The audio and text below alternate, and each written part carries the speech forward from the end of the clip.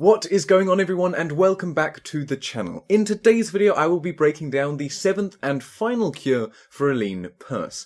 These lessons are all taken from a book called The Richest Man in Babylon, and in this series I break down each lesson and how you can apply it in your own life with the overarching goal of achieving financial freedom.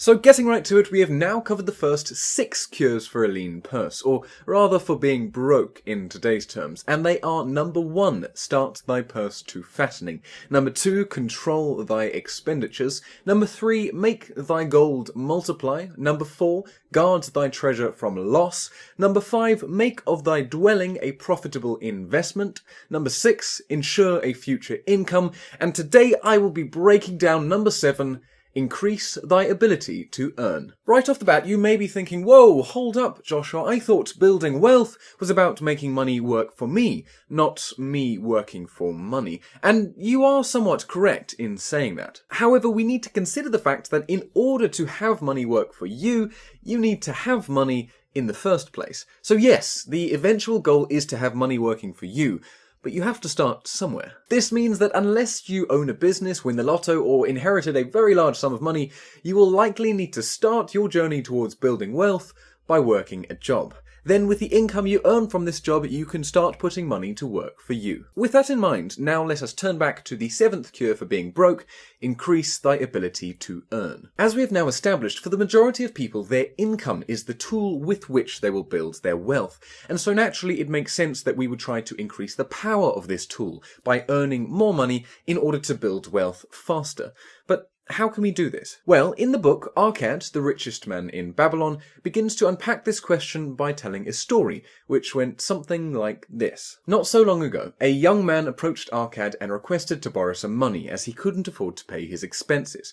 Upon his request, Arcad informed the man that he was not inclined to lend him money, as the man had no excess income by which to pay Arcad back. Arcad then goes on to tell the man that his core issue isn't that he needs to borrow money, but rather that he needs to earn more money. This way he will be able to pay his expenses without a problem and no longer need to go into debt in order to cover them. At this, the man protested, saying he had asked his boss for a raise no less than 6 times in the last 2 months, and his boss had refused.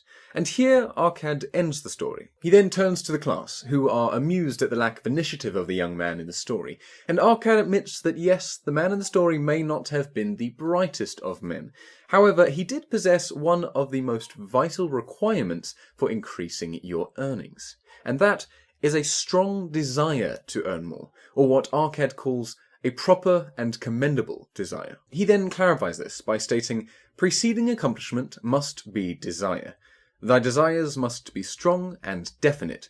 General desires are but weak longings. Arcad then goes on to explain this by saying that there is little point in a man desiring to be rich, but if that same man were to desire a set amount of money, for example $1,000, that is real. It's tangible. It's something that can be measured and pursued to fulfillment. And after this man has achieved that $1,000, he can then apply this same method to achieve $2,000, $5,000, or $10,000. Or, as Arcad puts it, in learning to secure his one definite small desire, he hath trained himself to secure a larger one. This is how wealth is built, first in small amounts, and then in larger sums as we learn and become more capable. Arcad then stresses the necessity for desires to be straightforward and focused. Or in his words, desires must be simple and definite.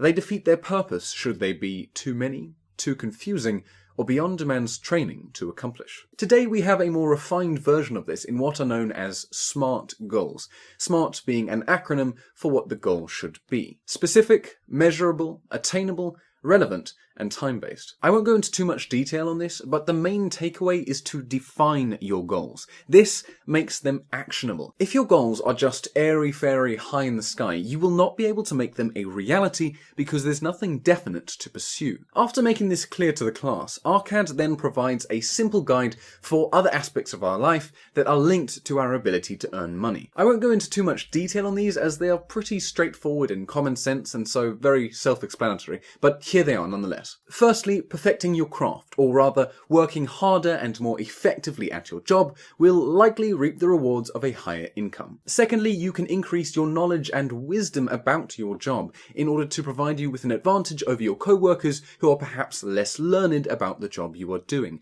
This, in turn, will also likely lead to a higher income. And finally, respecting yourself and your affairs will also likely lead to higher earnings. Now, this one isn't quite as straightforward as the rest, but Arcad clarifies it by stating that you should pay your debts promptly, take care of your family, make a will in preparation for your death, have compassion for and give charity to those in need, and lastly, you should do what he calls deeds of thoughtfulness to those dear to you. In doing these things, you will be respecting yourself and those around you, which Arcad states will in turn lead to an increase in your earnings. And it is at this point that Arcad ends the lesson, stating, "Thus, the seventh and final remedy for a lean purse is to cultivate thy own powers, to study and become wiser, to become more skillful, to so act as to respect thyself.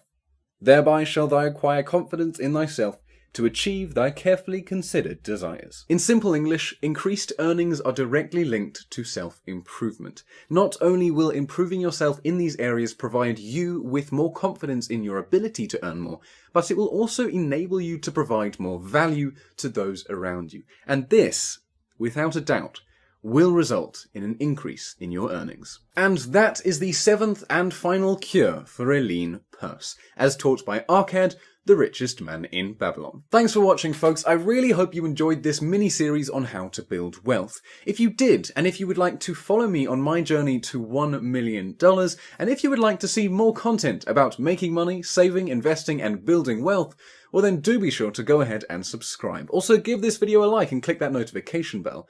I upload videos every Monday and Friday, and I really look forward to seeing you in the next one.